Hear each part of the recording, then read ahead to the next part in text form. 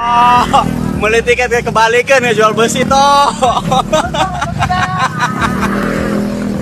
Waduh, ke bangku-bangku dari bawaan tuh. Dapat banyak.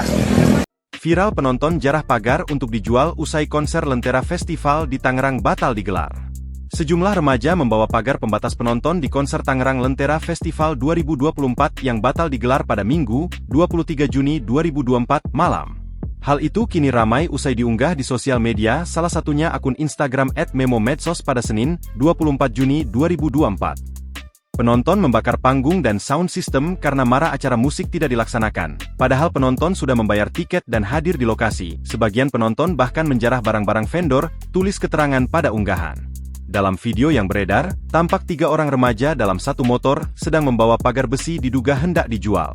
Bahkan menurut keterangan saksi yang mengunggah video, remaja lain juga membawa kursi hasil jarahannya.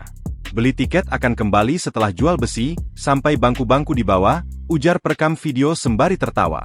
Sebelumnya, aksi anarkis dilakukan penonton yang mengamuk hingga mereka membakar panggung saat konser musik Lentera Festival di Jalan Raya Pasar Kemis Kelurahan Pasar Kemis Kecamatan Pasar Kemis Kabupaten Tangerang pada Minggu, 23 Juni 2024 malam.